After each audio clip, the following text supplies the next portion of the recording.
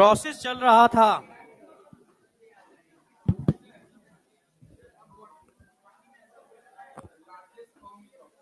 Largest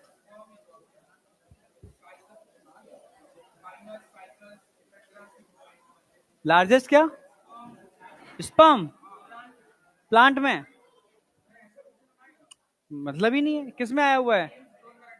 अरे वो थोड़ी ना आएंगे ऐसे। एम्स के कोई लॉजिकल क्वेश्चंस होते हैं वो करो ना। सुनो है 1900 कौन कर रहा है? तू एनर्जी बर्बाद कर रहा है भाई। PYQ अगर लगा रहे हो तो 7-8 साल के लगा लो, ठीक है, सही सफिशियंट है। जो डिलीटेड टॉपिक है उसके PYQ मत लगाओ, ठीक है। एम्स के क्वेश्चन लगा रहे हो तो एम्स के एनसीईआरटी बेस्ड क्वेश्चन लगा लो, समझ गए ना? ऐसे उठपटांग क्वेश्चन मत लगाओ।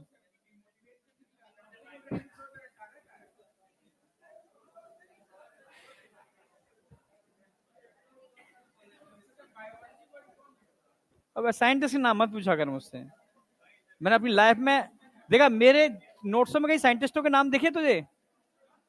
अगर एनसीईआरटी में है तो है, नहीं तो मैं साइंटिस्ट तो डिलीट कर देता हूं तुरंत। आते ही नहीं है भाई, मैं क्यों दिमाग के अंदर वो फालतू कचरा डालूं। करना स्टार्ट। जब मैं था तुम्हारे इतना बड़ा तो मुझे पता है, तुमसे मतलब थोड़ा बड़ा होऊंगा, ठीक है। तो उस समय जैसे लेक्चर्स होते थे, जो चीजें होती थी ना कॉलेजों में, इधर उधर कहीं होते थे, या हम जो नोट्स मिलते थे हमें, उस जमाने के टीचर कई पेज तो स्टार्टिंग के 2-3 पेज तो साइंटिस्टों के नाम से भरते थे। तो मुझे इरिटेशन हो गई, ये कर क्या रहे हैं भाई। एक चैप्टर के अंदर करीब 10-15 तो उसकी हिस्ट्री, इस साइंटिस्ट ने ये, इस साइंटिस्ट ने, भाई क्या मतलब है ये? समझ में आ गया? तो मतलब ही नहीं है। पहले तो मैंने जो कचड़ा था उनको सबको हटाया, से मेन चीज पढ़नी है, क्या है कंसेप्ट, क्या है। करना स्टार्ट। सारे के सारे विराजमान हो गए? क्या बेटा? इतना ही करना है, एक्स्ट्रा करना ही नहीं है। जो नीट में नहीं आएगा वो तुम्हें आना भी नहीं चाहिए, जो नीट में आएगा वही तुम्हें आना चाहिए, बस। उसका मल्टीपल टाइम रिवीजन कर लो। यार आवाज कम आ रही है मुझे लग रही है। आ रही है ना? है भाई, कहां तफरी करके लौट रहे हो? सीधे बैठो। तफरी चल रही है, चौराहे से आ रहे हो खा के? अब तुम बैठ जाओ जल्दी से, आज चैप्टर खत्म करना है ये वाला, जल्दी हो जाएगा। नया चैप्टर मैं आज चालू नहीं करूंगा, तुम कल ही करूं, क्योंकि वो स्लाइड गड़बड़ हो जाएगी फिर। कर दें? तब भी कल और परसों में पूरा चैप्टर खत्म हो जाएगा वाला भी। परसों थोड़ा बहुत बचेगा तो क्वेश्चन प्रैक्टिस ही कराऊंगा, मतलब सैटरडे को। हाँ सारे आ जाओ उधर। आ गए? यार आवाज नहीं आनी चाहिए, अब एक की भी आवाज नहीं आनी चाहिए, एकदम पिन ड्रॉप साइलेंट।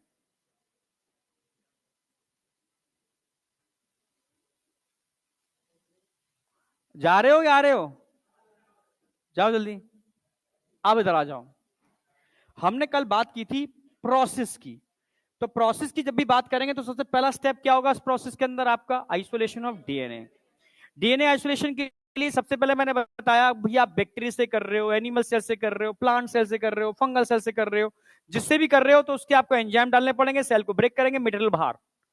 उसमें से आपको डीएनए चाहिए तो उसको छोड़ दो, बचे हुए को डाइजेस्ट करने के लिए एंजाइम डाल दो, राइबोन्यूक्लियेज, प्रोटीएज, तो डीएनए बचेगा। डीएनए को सेपरेट कर लो सेंट्रीफ्यूगेशन से, और चिल्ड इथेनॉल डाल करके प्रेसिपिटेट ले आओ उसका, और स्पूलिंग मेथड से उठा करके बाहर निकाल लो। अब डीएनए तो मिल गया, पर डीएनए में आपको एक अपना जीन ऑफ इंटरेस्ट चाहिए, उसका फ्रेगमेंट चाहिए, नहीं आया क्या? तो उसको कैसे निकालोगे? तो पहले तो उस डीएनए के टुकड़े टुकड़े करोगे, fragmentation, with the help of restriction endonuclease. जब रिस्ट्रिक्शन एंडोन्यूक्लियस करके उसके टुकड़े कर दोगे तो कोई एक टुकड़ा होगा जिसके अंदर आपका जीन ऑफ इंटरेस्ट होगा। क्लियर है बिल्कुल? उस टुकड़े को अलग करने के लिए आप एक टेक्निक यूज करोगे, जेल इलेक्ट्रोफोरेसिस। कल पूछ रहे थे तुम, हाँ, जेल इलेक्ट्रोफोरेसिस। तो अब आएगी जेल इलेक्ट्रोफोरेसिस, यानी आज हम स्टार्ट करने वाले हैं नंबर थर्ड, जेल इलेक्ट्रोफोरेसिस। तो करते हैं जेल इलेक्ट्रोफोरेसिस, कर दें। तो जेल इलेक्ट्रोफोरेसिस के अंदर बिल्कुल एकदम अप्लाइड बताऊंगा जैसे होता है, छोड़ दो उसको, यहां पर आ जाओ, समझना कोशिश करना थोड़ा सा, ऐसे समझो। दो कांच की प्लेट लेते हैं, क्या लेते हैं, दो कांच की प्लेट बिल्कुल ऐसे आपस में सटी हुई होती हैं, बिल्कुल गैप होता है इतना हल्का सा, पेस्ट से कस देते हैं और बीच में उसको ऐसे मतलब टेप लगा देते हैं, इससे उसकी कोई चीज बाहर ना निकले, एक तरीके से एक कैविटी बन जाए उसके अंदर प्रॉपर तरीके से। एक एल्गी आती है, रेड एल्गी, जिलिडियम, ठीक है, हाँ बिल्कुल सही। उस एल्गी को हम अच्छे से ड्राई करते हैं, पाउडरी फॉर्म में कन्वर्ट करते हैं और बहुत अच्छे से फिल्टर करके प्यूरिफाई करके मार्केट में सेल करते हैं। जब भी उसके एक स्पून पाउडर को लोगे, पानी में घोलोगे, हल्का गुनगुना करके पानी में घोलोगे, एक ट्रांसपेरेंट सॉल्यूशन बन जाएगा। उस ट्रांसपेरेंट सॉल्यूशन को ग्लास में थोड़ी देर के लिए छोड़ दोगे ना, तो एकदम जेल में कन्वर्ट हो जाएगा, एकदम नहीं होगा, देर में जेल में कन्वर्ट होगा। अब हम क्या करेंगे, उसके जिलेडियम एल्गी के, ठीक है, रेड एल्गी के सॉल्यूशन को दो कांच की प्लेट के बीच में पोर कर देंगे। पोर करने का मतलब है भर देंगे। भरते ही वो जेल अंदर भर गया, पर अभी जेल नहीं बना, अभी लिक्विड फॉर्म में है। ऊपर एक कंगे सा स्ट्रक्चर लगाएंगे, कॉम्ब लाइक स्ट्रक्चर, जिससे कि उसमें बैल बन जाए। बैल का मतलब है ग्रूव, दरारें बन जाए, जैसे समझो। और एक कहां था, मेरे हाथ में था क्या, ये रहा, समझना। एकदम कूल होकर के, बिल्कुल एकदम सोचो तुम एक्सपेरिमेंट लगा रहे हो, तो तुमने क्या,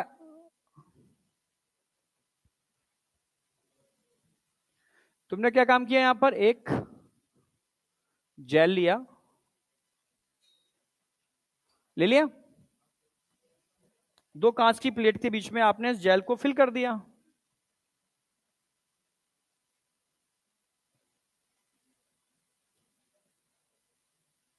कर दिया।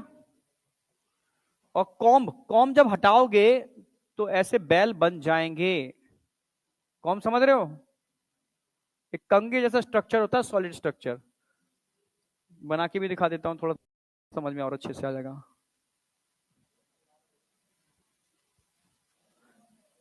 ये एक सॉलिड स्ट्रक्चर था, फंसा देते हैं उसके अंदर, जब उसको हटाओगे तो ऐसे स्ट्रक्चर नहीं बन जाएंगे। क्लियर है बिल्कुल।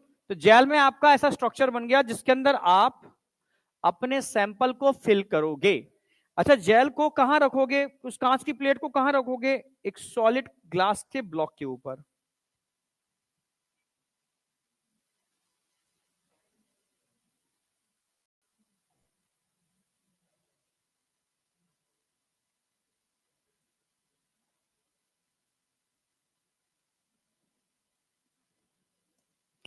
अच्छा, इसको किसके अंदर रखोगे, एक छोटे से टब लाइक स्ट्रक्चर होता है, टब, टब के अंदर, किसमें, टब,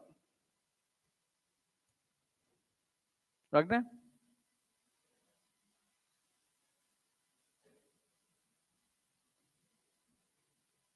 टब में क्या फिल कर दोगे, बफर, जो पीएच को क्या करेगा, मेंटेन। क्या भरोगे इसके अंदर, बफर।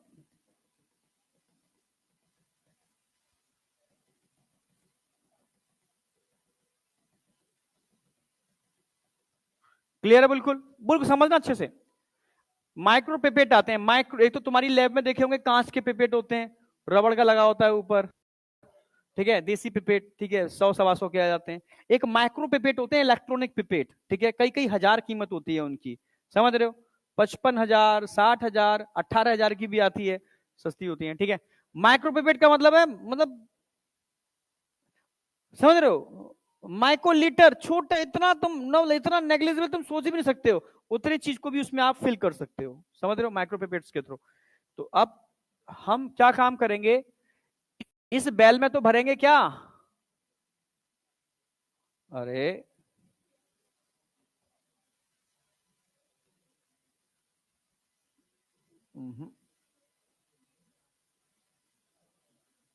आवाज आ रही है,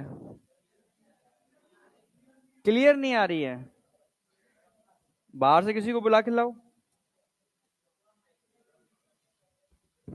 अब बताओ आ रही है? तुम ध्यान से नहीं सुन रहे हो इसलिए नहीं आ रही, ध्यान से सुनोगे तो आएगी।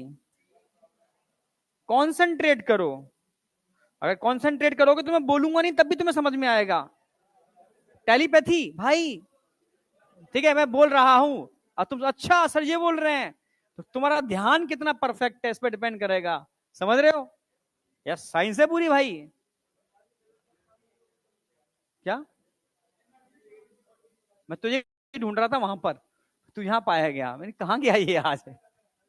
चलो ठीक है, तू सारा लेके बैठेगा पता तेरी बैक की मसल्स बेकार हो जाएंगी। तू रोज सारा लेके बैठता है। कौन है ये?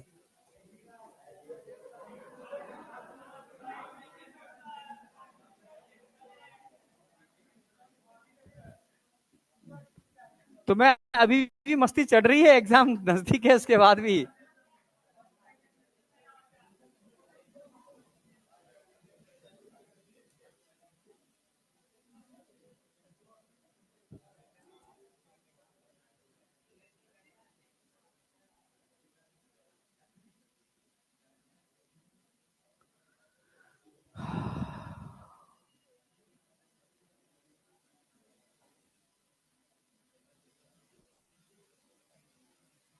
ये क्या है? Pipette, micro pipette. इनकी हेल्प से हम क्या भरेंगे? इसके अंदर क्या होंगे? इसमें मॉलिक्यूलर मार्कर। क्या होते हैं मॉलिक्यूलर मार्कर? कौन बताएगा? मॉलिक्यूलर मार्कर क्या होते हैं? ये सैंपल है। मॉलिक्यूलर मार्कर क्या होते हैं?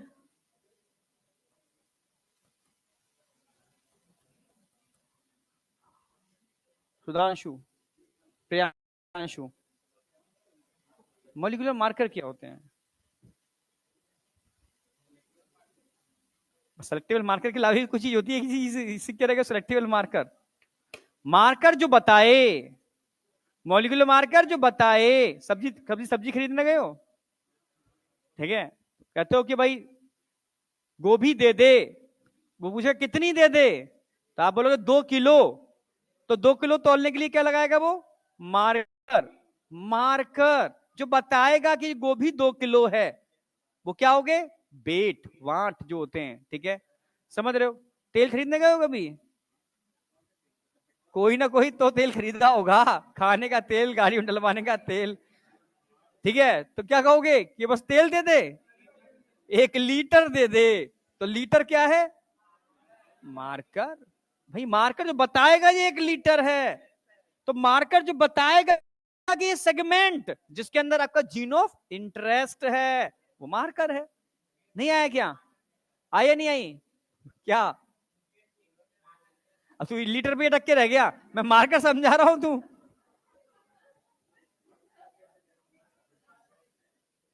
हाँ आ जाओ यहां पर, 1 लीटर आटा, यहां आओ, ठीक है।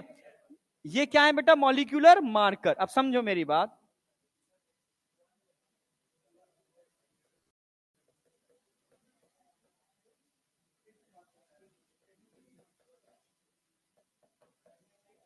मॉलिक्यूलर मार्कर उसमें क्या होगा? सैंपल।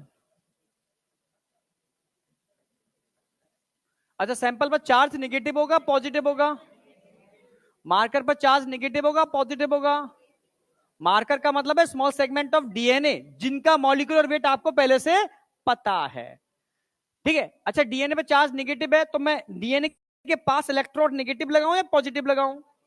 पॉजिटिव। अगर पॉजिटिव लगा दूंगा तो नेगेटिव पॉजिटिव ये दूर होने देंगे एक दूसरे को?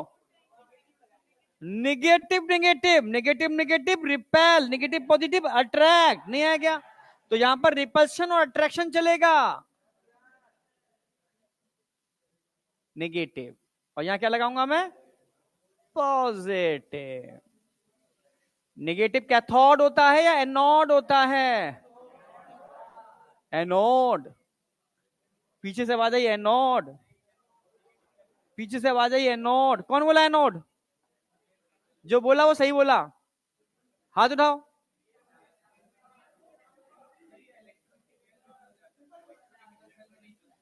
क्या चीज? क्या चाहिए? अब इतनी इतनी तू भाई नॉलेज ज्यादा रखता है भाई, हमें इतनी नहीं पता। हम कैथोड को नेगेटिव जानते हैं, एनोड को पॉजिटिव जानते हैं। एनाइन कैटाइन को हम उल्टा समझते हैं, समझ रहे हो? एनाइन मतलब, समझ में आ गया? हाँ ठीक है, तो ऐसे समझ लें, चल जाएगा। क्योंकि एक ही क्वेश्चन बनेगा कि डीएनए के फ्रेगमेंट टूवर्ड्स कैथोड जाते हैं या टूवर्ड्स एनोड जाते हैं? कैथोड। हाँ।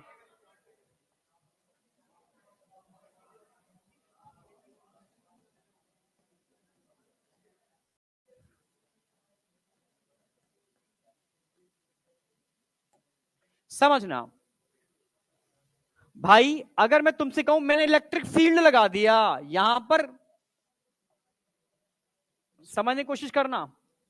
ये फ्रेगमेंट क्या करेंगे, यहां यहां, ये मॉलिक्यूलर मार्कर हैं। क्या है मॉलिक्यूलर मार्कर?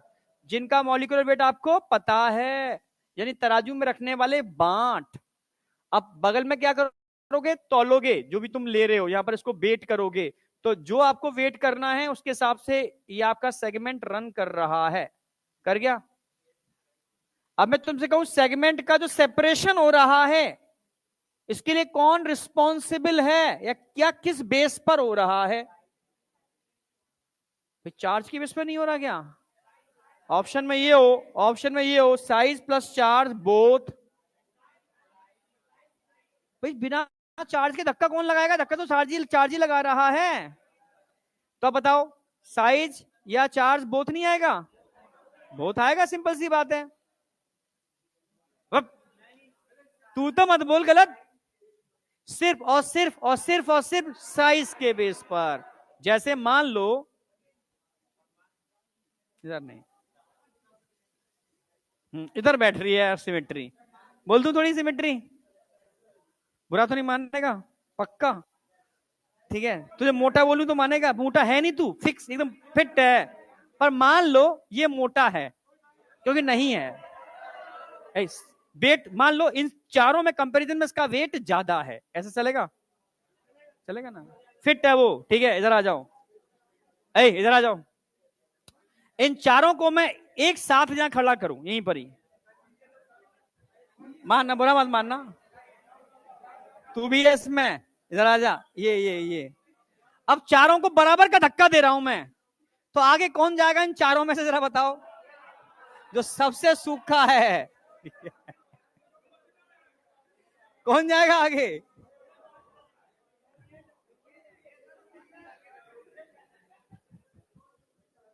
सिंपल सी बात है, सुनो मेरी, समझ तो गए मेरी बात? जो बहुत दुबला पतला हल्का है वो आगे तक भाग जाएगा उड़ करके, जो थोड़ा भारी है वो पीछे 2 कदम आगे वहीं रुक जाएगा। यानी धक्का मैंने सबको बराबर दिया, फोर्स सबके ऊपर बराबर लगा, पर आगे कौन भागा? हल्का है। तो चार्ज का रोल नहीं है, रोल किसका है? साइज का। यस, हल्के साइज वाले आगे भागेंगे, भारी साइज वाले पीछे रह जाएंगे, और बीच वाले साइज वाले बीच में ही तितर बितर थोड़े थोड़े 2-2 कदम 3-3 कदम आके के बढ़ जाएंगे आके। आई या नहीं आई? तो अब ये पॉइंट याद रखना कि हमने क्लास में बराबर का धक्का दिया था, समझ रहे हो? प्रियांशु पीछे रह गया था, और क्या नाम है इसका, नोमान, नोमान सबसे आगे पहुंच गया था, याद रहेगा क्या? विटामिन, चलो ठीक है, ठीक है। मतलब धक्का देने पर प्रियांशु पीछे रह गया क्योंकि वजन ज्यादा था, और नोमान बहुत आगे निकल गया क्योंकि उसका वजन कम था। यानी साइज के बेस पर सेपरेशन हुआ है, चार्ज के बेस पर नहीं हुआ, ये याद रखना, काम आएगा। ठीक है, तो यहां पर सेपरेशन किसके बेस पर हो रहा है? साइज के बेस पर। टूवर्ड्स एनोड या towards cathode? Large size, small size, कोई डाउट? पक्का? ये डीएनए के फ्रेगमेंट्स रन किए हैं। अगर मैं मॉलिक्यूलर मार्कर की बात करता हूं, तो मॉलिक्यूलर मार्कर के अंदर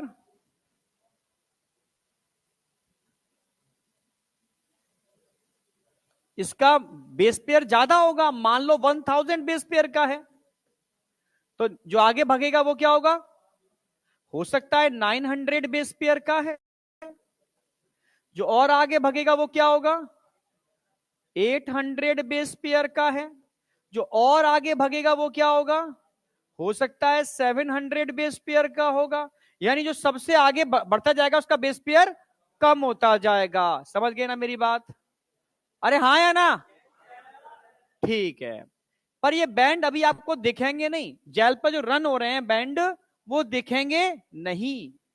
अगर इन बैंड को देखना है तो क्या करना होगा, पहले जेल को इन प्लेटों के बीच से अलग करना होगा। कर लिया अलग। रन करने के बाद आप क्या करोगे, पेज खोलोगे चारों, जेल को धीरे से सेपरेट कर लोगे। क्या कर लिया, सेपरेट कर लिया। ये जेल आपने सेपरेट कर लिया। अब क्या काम करने वाले हो, इस जेल, केमिकल नहीं डाल देंगे, डाई डालेंगे।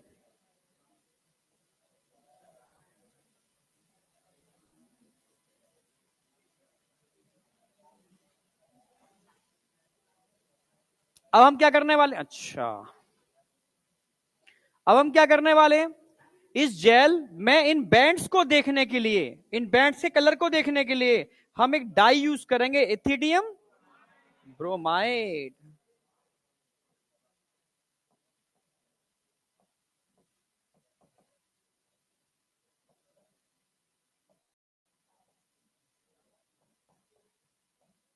जैसे ही आप इथिडियम ब्रोमाइड डालोगे तब भी नहीं देखेगा।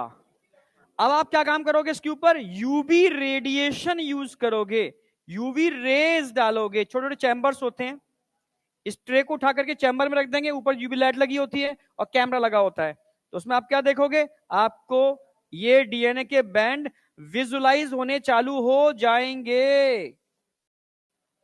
अरे हाँ या ना? जब यूवी रेज देखोगे, डालोगे, तो कैसे कलर के बैंड नजर आएंगे। अब दिख नहीं रहे थे, अब दिखने चालू हो रहे हैं। अरे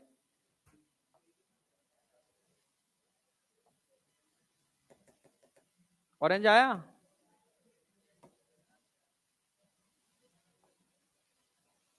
वो तो हाँ अब आना चाहिए, चलेगा।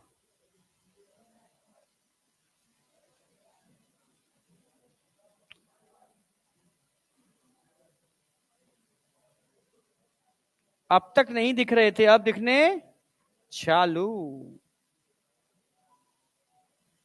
कौन सा कलर आ रहा है, ऑरेंज। हल्का हल्का ऑरेंज कलर दिखना चालू हो जाएगा।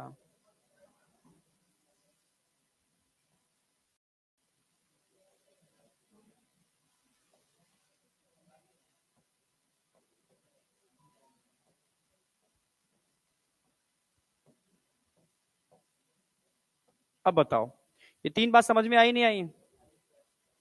कौन सी डाई यूज कर रहे हो, कौन सी लाइट डाल रहे हो, कैसे कलर के बैंड नजर आ रहे हैं, खत्म। अब क्या करोगे, मॉलिक्यूलर मार्कर के बेस पर ह्यूमन जीनोम प्रोजेक्ट में हम जान चुके हैं कि हर जीन का मॉलिक्यूलर वेट क्या है। आप कौन सा जीन ढूंढना चाह रहे हो उसका मॉलिक्यूलर वेट आपको पता है। ठीक है, मान लो इसके सामने जो जीन आएगा वो उसके अंदर आपका जीन ऑफ इंटरेस्ट प्रेजेंट होगा। तो धीरे से क्या करोगे, इस जेल को, एक बारीक सा ब्लेड आता है सर्जरी वाला, उससे कट कर लोगे। ये जेल आपने क्या किया, यहां से कट कर लिया, ये कट कर लिया, और कट करके बाहर निकालोगे। इसको क्या बोलोगे, इल्यूजन। इल्यूट आउट कर लोगे, निकाल लोगे, और धीरे से टेस्ट ट्यूब में डाल करके टेस्ट ट्यूब गर्म करोगे, जेल डिसॉल्व हो जाएगा, डीएनए जेल अलग अलग हो जाएंगे। डीएनए का वो सेगमेंट मिल गया जो आपके इंटरेस्ट का था, जो आपको चाहिए था, जीन ऑफ इंटरेस्ट। अब बताओ, यहां तक कोई डाउट? अब तुम बताओ, ये सारे डीएनए जेल की सरफेस पर भाग रहे हैं, जेल के अंदर भाग रहे हैं? हा? जेल के अंदर, सरफेस पे नहीं। सरफेस वाला एक भी नहीं है। यस, सरफेस तो शीशा है, कहां से भाग लेंगे, बिल्कुल सही बोला, सही बोला भाई। तो जेल के अंदर रन करेंगे, जेल के अंदर कैसे रन करेंगे? Due to sieving effect. Sir sieving effect क्या होता है? ठीक है, आप एक धागे को, जैसे मैंने बच्चों को नीचे बताया था, अपने गांव का वाला किस्सा बताया था, गांव में हम लाइट नहीं थी तो क्या करते थे, डिब्बियां जलाते थे। डिब्बी समझते हो? हाँ, सीसी होती थी कांच की, उसके ढक्कन में छेद कर दिया और एक कॉटन का बहुत मोटा धागा, कॉटन का, उसमें डिप कर देते थे। तो धीरे धीरे बिना किसी पंप के वो सारा मिट्टी का तेल ऊपर मूव करता था और आग लगती थी। या चौक को आप इंक के अंदर रख दो, इंक एकदम चढ़ जाएगी ऊपर, ड्यू टू सीविंग इफेक्ट। याद आया? कौन सा इफेक्ट? समझ गए? सीविंग का मतलब कहीं ना कहीं जेल के अंदर पोर हैं, जेल प्लेन नहीं है, जेल के अंदर क्या है? पोर। सो जाते हो क्या? जेल के अंदर क्या है? पोर। सोचो तुम, मैं तो चलो बूढ़ा हो गया, तुम तो जवान हो भाई, और तुम तो अभी पता है मतलब क्या, कितने चीजें करनी है तुम्हें भाई, ये तो मेडिकल करना है, पीजी करना है, अभी से तुम सब गिरे जा रहे हो।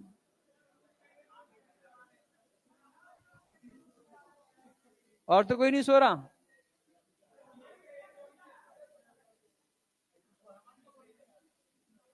चलो ठीक है। हाँ,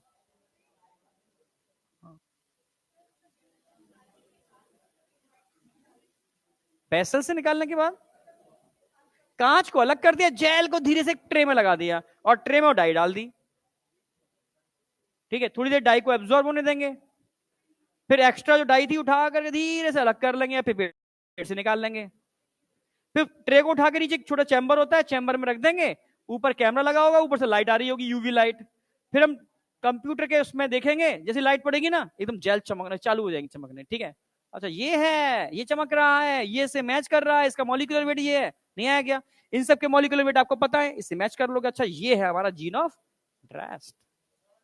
हाँ, हाँ बेटा, ऑरेंज दिखेगा, जीन ऑफ इंटरेस्ट। भाई तू बांट काय को यूज कर रहा है, कितनी तो इज्जत हो गई इससे, हैं? क्या? अच्छा आई कांटेक्ट, तो आगे बैठो ना, अब तुम अंधेरे में बैठ जाओगे जाकर के तो आई कांटेक्ट कैसे होगा? यहाँ आओ, खाली पड़ी है पूरी की पूरी, कौन है भाई, निकल के आओ। अब तुम्हें बैठना भी एकांत में है, सीट के नीचे घुस जाओ जिससे कि आसानी से, ठीक है, बिल्कुल घुस जाओ तो सीट के नीचे आकर के वो देख ना पाए। आई कांटेक्ट भी चाहिए, अब सीट के नीचे आ गए तो आई कांटेक्ट में करूंगा नहीं, आइए नहीं आई तो यहां आना पड़ेगा आई कांटेक्ट के लिए। सिंपल सी बात है, तराजू के अंदर कुछ को तौलना है तो आपको मार्कर लगाने पड़ेंगे, यानी बांट, वही तो पूछा मैंने उससे। बांट क्या है यहां पर? ये मॉलिक्यूलर मार्कर, जिनका मॉलिक्यूलर वेट आपको पता है, और ह्यूमन जीनोम प्रोजेक्ट में हम पूरे जीन के बारे में जान चुके हैं कि किस जीन का मॉलिक्यूलर वेट क्या होगा। तो बस इस मॉलिक्यूलर वेट के आगे जो सेगमेंट आएगा उसमें आपका जीन ऑफ इंटरेस्ट होगा, खत्म। आई, आ जाओ अब, धीरे से जेल को कट करके इल्यूट आउट कर लेंगे, हल्का डिसॉल्व करेंगे गर्म करके, डीएनए मिल गया। अब इतने डीएनए से काम चल जाएगा आपका? डीएनए बहुत चाहिए भाई, तो इस डीएनए को हम पीसीआर में डाल करके बिलियंस कॉपी बनाएंगे, तभी तो आप अपना एक्सपेरिमेंट कर पाओगे। तो उससे पहले थोड़ा समझ लो, वापस आ रहा हूं मैं एनसीईआरटी पर। एनसीईआरटी कह रही है डीएनए पे चार्ज कैसा होता है? नेगेटिव। डीएनए किधर मूव करेगा? Towards anode. क्यों? क्योंकि नेगेटिव नेगेटिव क्या करेगा? रिपेल। नेगेटिव पॉजिटिव क्या करेगा? अट्रैक्ट। किस मीडियम के अंदर, मैट्रिक्स के अंदर मूव करेगा? एगेरोज। Agarose gel. कहां से लाते हैं इस एगेरोज जेल को? ये एक पॉलीमर है जिसको सीवीड, रेड एल्गा से आइसोलेट करते हैं। समझना, किसके बेस पर सेपरेशन हो रहा है? Separation on the basis of only size, only size. कौन सा इफेक्ट लग रहा है? Sieving effect. क्यों? क्योंकि एगरोज जेल का अगर माइक्रोस्कोपिक स्ट्रक्चर देखोगे तो एगरोज जेल के अंदर इस तरीके से स्ट्रक्चर नजर आते हैं, इस तरीके से स्ट्रक्चर नजर आते हैं, उनमें छोटे छोटे पोर होते हैं। जिनके अंदर डीएनए के फ्रेगमेंट्स मूव करते हैं। आई या नहीं आई? इसको सीविंग इफेक्ट कहते हैं। अब बताओ, कोई डाउट? अरे हाँ या ना? ये क्लियर है? ये मैंने बता ही दिया। कौन सी डाई यूज कर रहे हो? Ethidium bromide. कौन सी लाइट यूज कर रहे हो? UV radiation. कैसे कलर के बैंड आ रहे हैं? ऑरेंज कलर के बैंड, ब्राइट ऑरेंज कलर के बैंड आ रहे हैं। कट करके उस पीस को बाहर निकालने की प्रोसेस को इल्यूजन बोलते हैं। ये तो सब आता है, ये डायग्राम में मैंने ऐड ही कर दिया। अब बताओ, कोई डाउट? एनसीईआरटी ने एक डायग्राम दे रखा है, कभी कभी इस डायग्राम से क्वेश्चन पूछ लेते हैं। ये मैंने ओनली विजुअलाइजेशन के लिए बनाया है, यानी आप थोड़ा समझ पाओ। इसको बनाना नहीं है नोट्स पे, बस एक समझो कि यार ऐसा जेल होता है, ये पूरी मशीन है, उसमें जेल निकाल के मैंने इधर दिखा दिया। सेम ये तो किया है मैंने, मशीन और जेल निकाल के अलग कर दिया। रियल में ऐसा होता है। कोई डाउट? बढ़ जाए आगे। बहुत बढ़िया। ये एनसीईआरटी का डायग्राम आपको आना चाहिए कि फर्स्ट लाइन में क्या है, सेकंड लाइन में क्या है। बिल्कुल सीधा क्वेश्चन बनता है, क्या कर देंगे इसको? कर देंगे भाई, ये क्या है, हटा देंगे इसको, हटा देंगे इसको, अरे हटा देंगे इसको, इसको हटा देंगे, इसको हटा देंगे, सब कुछ हटा देंगे। और यहां पर 1 2 3 करके लिखेंगे, पूछेंगे बताओ 1 क्या है, 2 क्या है, 3 क्या है, तो बता दोगे ना? क्या बता दोगे?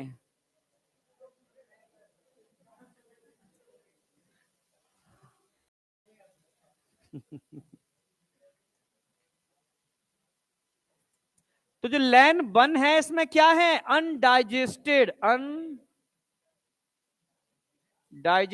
डीएनए। एक ऐसा डीएनए जिसका डाइजेशन नहीं हुआ, तभी तो उसके फ्रेगमेंट्स मूव नहीं किए। ये तीनों क्या है? सैंपल, क्योंकि इसमें डाइजेस्टेड डीएनए नजर आ रहा है।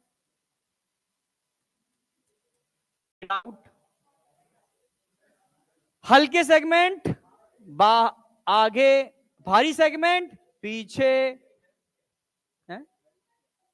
अरे बैल नहीं समझ में आई? बैल गड्ढे, बैल कुहे, कोई नहीं, हो जाता है, इंसानी तो है हम। इसमें नहीं लिखा है इन्होंने, इन्होंने दो कंट्रोल लगाते हैं हमेशा, एक positive control, negative control. Positive control molecular marker हो गया, और नेगेटिव कंट्रोल के अंदर आपने ये अनडाइजेस्टेड डीएनए लोड कर दिया। फिर बचे हुए जितने ही वेल होते हैं उनमें सैंपल लोड कर देते हो आप, सिंपल। ये देखने के लिए कि ऐसा तो नहीं है आप जिस डीएनए को रन करा रहे हो पहले से ही कटा हुआ हो, ठीक है? अच्छा, यानी बाद में प्रोसेस बाद में हुई, आपने इसी का पार्ट थोड़ा लेकर के उसमें एंजाइम डाला था, इसमें आपने बिना डाइजेशन के किया, यानी डीएनए का सेगमेंट बाद में हुआ है, पहले वाले डीएनए के जो सैंपल के अंदर डीएनए सेगमेंट नहीं था। मतलब ये चीज, मतलब एक्चुअली दिखता तो कुछ भी नहीं है ना, तो आपको सब कंट्रोल लगाने पड़ते हैं, पॉजिटिव कंट्रोल, नेगेटिव कंट्रोल, जिससे कंपैरिजन करके आपका एनालिसिस सही हो, एग्जैक्ट एनालिसिस निकल करके आए। आई या नहीं आई? पक्का? पीछे, सबसे पीछे आ गई, एकदम आ गई बस। तुम पूरी साल ही में पीछे बैठे हो।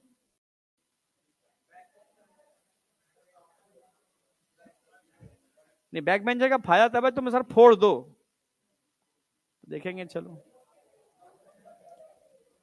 अब आ जाओ। अब क्या करने वाले हैं हम? Gel, sorry, PCR, polymerase chain reaction. अच्छा, डीएनए रेप्लिकेशन थोड़ा पढ़ रखा है क्या? थोड़ा बहुत यहां नहीं हुई, पर 12th करके तो आए हो ना, कैसे ही, ऐसे ही पढ़े है ना? ये तो पूछ रहा हूँ, बोर्ड का एग्जाम तो दिया है ना? हाँ हाँ, सही। अभी भी कोरोना चल रहा है, कौन है कोरोना वाला? कोरोना, कोरोना नीट ने भी बटन चेंज कर दिया, आप कोरोना का झंझट खत्म, अब कोरोना का कोई कुछ भी नहीं है। कोरोना, कोरोना करें स्टार्ट। लास्ट टेक्निक है चैप्टर की, इसका चैप्टर खत्म। वो टेक्निक थोड़ी ना है, जरा सा है वो तो टेक्निक, समझ रहे? टेक्निक लास्ट है, तो करें, खत्म कर दें। चल अब तेजी खत्म करता हूं मैं। तो समझो मेरी मेरी बात। पहले मैं डीएनए रेप्लिकेशन बता रहा हूं। पहले तो बिल्कुल बेसिक बेसिक से उठाऊंगा, बिल्कुल बेसिक। आपको अगर मैं एक डीएनए देता हूं, क्या देता हूं? डीएनए। ये डीएनए आपस में किससे जुड़े होते हैं? Hydrogen bond. किससे जुड़े होते हैं? Hydrogen bond. अगर मैं डीएनए के दोनों सेगमेंट को अलग कर दूं, क्या कर दूं? सेपरेट। कैसे होंगे सेपरेट? हाइड्रोजन बॉन्ड को ब्रेक कर दो। अरे आई नहीं आई? आई। ऐसे बोलते हैं, बोलना भी नहीं आता। ठीक है, एक क्या होता है 5', एक होता है 3', एक होता है 3', एक होता है 5'। प्राइम बोलना सही है, डैश बोलना सही है? प्राइम। डैश नहीं बोलते। कौन है डैश? तूने डैश बोला ना, कौन समझ जाएगा हाँ ये है वो। मजाक नहीं है। जब ट्रेनिंग के लिए हम बच्चों को बुलाते थे ना, तो हम पूछते थे बेटा ये क्या है। अलग अलग स्कूलों से बच्चे आते थे, सर 5', 3'। मैंने मैंने किस स्कूल से आए हो? समझ जाते थे क्या? नहीं, वो तो तुम्हें समझाने के लिए बोलते हैं कि तुम छोटे बच्चे हो। ठीक है, तुम बच्चे हो। अब आ जाओ, यहां पर आओ। इधर आ जाओ। ये क्या है भाई? Hydrogen bond. सबसे पहले स्टेप क्या होगा? Break down of hydrogen bond. नहीं आया क्या? थोड़ा थोड़ा याद कर लो पुराने 12th वाला। तो हाइड्रोजन बॉन्ड टूटते हैं, दोनों सेगमेंट क्या हो जाएंगे? अलग अलग। भाई जब सेगमेंट अलग हो जाएंगे तो ये 5' हो गया, ये 3' हो गया, ये 3' हो गया, ये 5' हो गया। अगर मैं तुमसे पूछूं कि डायरेक्ट क्या दूसरा स्टैंड बन जाएगा इनसे? पहले क्या चाहिए? प्राइमर। क्यों चाहिए प्राइमर? क्यों इनिशिएट करता है? सुधांशु बताएगा। भाई तू कर क्या रहा है भाई? नीट में ऐसे करेगा? हम अभी की बात नहीं कर रहे, हम 12th की बात कर रहे हैं। हमने पहले ही बोल दिया हम 12th के बेस पे पूछ रहे हैं। तुम तो यहाँ के अच्छे स्कूल में पढ़े होगे ना, फिर बदनामी कर रहे हो स्कूल की। कौन बताएगा? अरे बिहार में एक से एक अच्छे स्कूल भी हैं। कौन बताएगा? हाथ उठाओ। हाँ ये बताएगी। नहीं, हाँ तू बता। क्वेश्चन ये है कि प्राइमर क्यों यूज करते हैं, क्या जरूरत है प्राइमर की? आई बताओगे? कोई नहीं। क्या क्या क्यों क्यों ये क्यों करेगा इनिशिएट?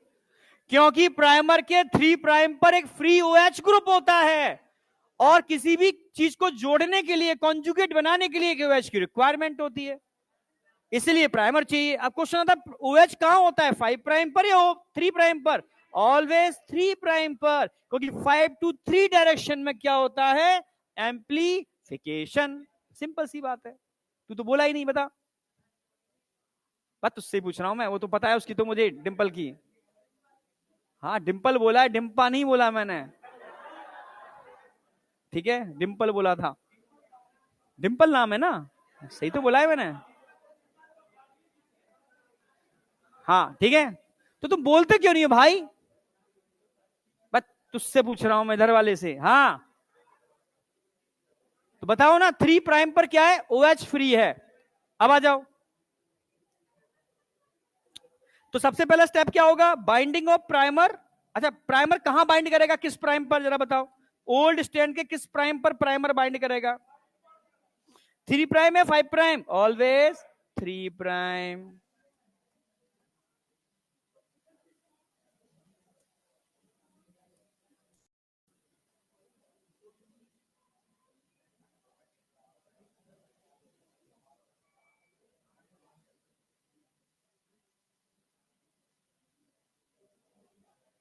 समझ रहे हो ना? क्यों करेगा सर इस पे? क्योंकि ये 3' है तो ये वाला क्या हो जाएगा इसका? 5'। ये 3' है तो इसका ये क्या हो जाएगा? 5'। तो इसका दूसरा एंड क्या कहलाएगा? इसका दूसरा एंड स्टैंड क्या कहलाएगा? अरे नहीं आई। क्यों? क्योंकि 3' पर एक OH ग्रुप फ्री होता है। 3' पर एक OH ग्रुप फ्री होता है। कोई डाउट?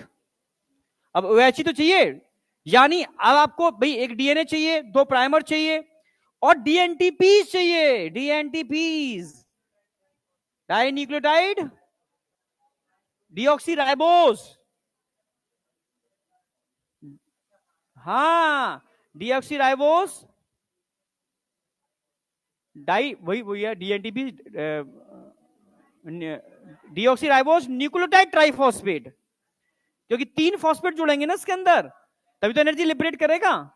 समझ रहे ना मेरी बात? हाँ, क्योंकि एक फॉस्फेट अगर होगा तो जुड़ने के लिए एनर्जी नहीं चाहिए, एनर्जी तो चाहिए ना, तो 3 फॉस्फेट वाला वो डीएनटीपीज कहलाएगा। ठीक है, तो अब आपको क्या चाहिए? जैसे मानो यहां पर ग्वानिन लगा हुआ है, तो यहां क्या जोड़ना होगा? साइटोसिन, OH से जुड़ेगा। साइटोसिन लगा हुआ है तो उससे क्या जुड़ेगा? ग्वानिन। एडेनिन लगा हुआ है तो क्या जुड़ेगा? थायमिन। तो धीरे धीरे चेन बनती चली जाएगी, पर चेन बनाएगा कौन? पॉलीमरेज। कौन बनाएगा? पॉलीमरेज। कौन सा पॉलीमरेज? टैग पॉलीमरेज नहीं बनाएगा। अभी तो डीएनए पॉलीमरेज, तो मैं रेप्लिकेशन समझा रहा हूं, टैग कहां से आ गया? अभी तो मैं सिर्फ रेप्लिकेशन की बात कर रहा हूं।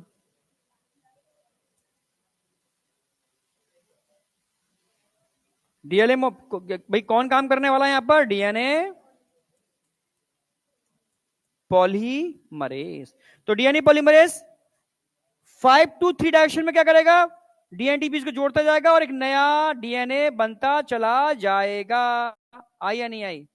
इसकी तो बहुत बेहतरीन मैकेनिज्म है। ठीक है, आई या नहीं आई?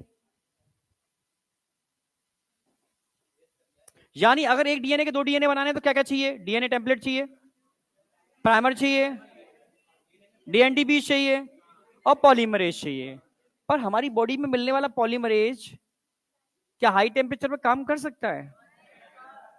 पर पीसीआर बॉडी से बाहर होने वाली प्रोसेस है, हाई टेम्परेचर पर होती है। तो अब हमें ऐसा पॉलीमरेज ढूंढना है नेचर से जो हाई टेम्परेचर पर भी स्टेबल हो।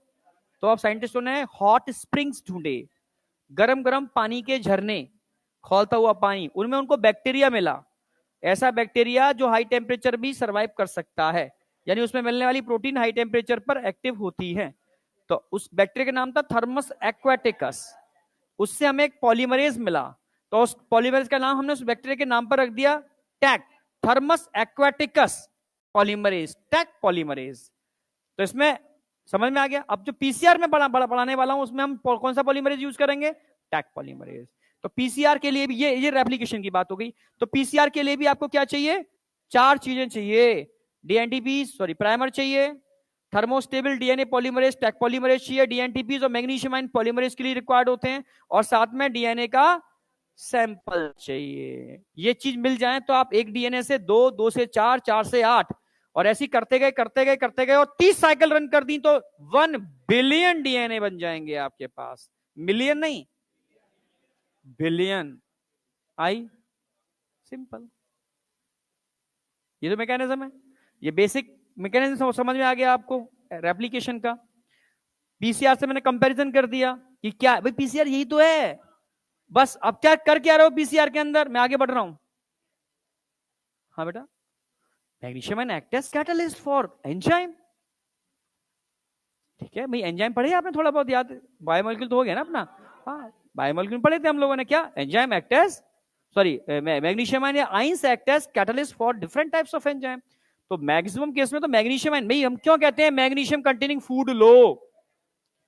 ठीक है भाई, magnesium, zinc, vitamin B complex which act as cofactor, समझ रहे हो, फॉर कैटलिस्ट। क्योंकि कैटलिस्ट समझ रहे, एंजाइम के लिए कोफैक्टर चाहिए, कोएंजाइम के लिए, क्योंकि कोएंजाइम वो ऐसे एंजाइम होते हैं वो तभी काम करते हैं, नहीं जैसे इंडियंस होते हैं, इंडियंस एपो एंजाइम। ठीक है, जो इंडियंस क्या होते हैं बच्चे कि सर पढ़ लेंगे पर एक बार धक्का दे दो, नहीं आया क्या, स्टिमुलेट कर दो, मोटिवेट कर दो, कर लेंगे, पर अपने आप इनिशिएशन नहीं है, नहीं आया क्या? ऐसे तो होते हैं इंडियंस, रियलिटी है। कर कुछ भी लेते हैं, तो क्यों हम लोगों ने सिस्टम बनाए? फौजियों को मोटिवेट करने के लिए क्या काम किया? इमोशन से जोड़ा। भारत माता, और माँ तो भाई है ही माँ। ठीक है, तो इमोशन से कनेक्ट करते ही तो वो मर जाएगा। पर तभी तो इंडियन आर्मी इस समय बहुत टॉप मोस्ट है वर्ल्ड की आर्मी, जो और कंट्रीज की आर्मी है। कम टेक्नोलॉजी होती हुई भी मतलब जोश और जुनून और अनफेवरेबल कंडीशन में काम करने में अपनी इंडिया की आर्मी जबरदस्त है। ये हर कोई मतलब जानता है इस वाली बात को, समझ रहे हो ना। टेक्नोलॉजी फिर भी कम है, यूएस की आर्मी से कम है, उनके पास तो बहुत हाई टेक्नोलॉजी है, पर जोश और जुनून में भाई। और चाइना की आर्मी पता है हमारी आर्मी से बहुत वीक है, क्योंकि एक तो वहां समस्या क्या है, वहां कंपलसरी कर दिया है कि फौजी बनना ही बनना है घर में से एक को, भाई कंडीशन ऐसी है। तो बच्चा चाहता नहीं है फौजी बनना, पर मजबूरी है, फौजी बनना पड़ेगा भाई, समझ रहे हो ना। हाँ कुछ ऐसा है, चीजें हैं, कुछ लॉज नियम ऐसे हैं। और यहाँ क्या है, जोश जुनून, भाई बचपन से दौड़ लगाना चालू कर देगा, फौजी बनना है भाई। हाँ यही तो है, जोश है भाई, इच्छा से बनता है। तो कहता हूँ इच्छा से काम करो, मन है डॉक्टर बनने का तो तैयारी करो, मन नहीं है तो तैयारी मत करो, समझ रहे हो ना। 50 चीजें, 50 चीजें नहीं है, 50 चीजें। साइंटिस्ट बन जाओ, कुछ भी बन जाओ, इंजीनियर बन जाओ,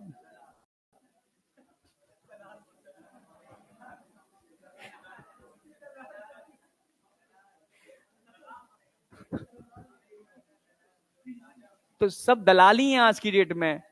भाई किसान चीजें उगाता है, दलाल दलाली लेते हैं उसमें तो बेचते हैं सारी चीजें, चाहे दूध बिक रहा हो। आज की डेट में जो ग्रो करने वाले लोग हैं वो कहाँ प्रॉफिट कमा पा रहे हैं, मीडिएटर का मतलब है दलाल, तो मीडिएटर ही तो प्रॉफिट उठाते हैं सारा का सारा। करें स्टार्ट, खत्म हो गया पीसीआर।